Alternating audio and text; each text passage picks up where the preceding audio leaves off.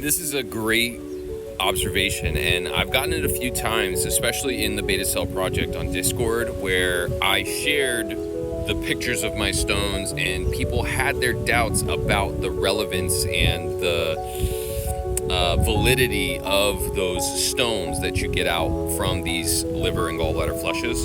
And there is some literature on it that, the specific conditions, the acidity of the grapefruit juice, the mass and the quantity of olive oil combined with some of the digestive juices actually saponifies or congeals the olive oil and forms these stones.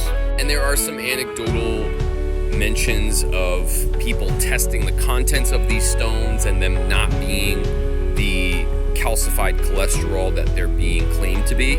And I do not want to be someone that is just straight out denying any of these findings. But this is a great example of the gray area that results when experience meets scientific research.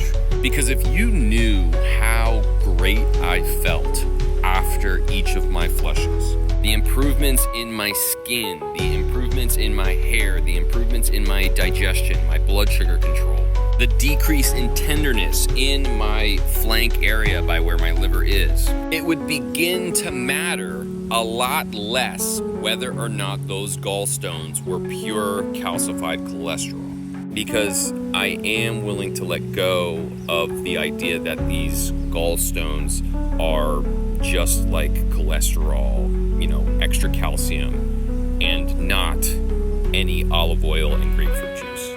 Maybe it does congeal a little bit, and maybe that's what some of what these stones are. But in having done the flush over 10 times at this point, there is something good coming out of it. And the risk reward for me is way, way in the direction of reward.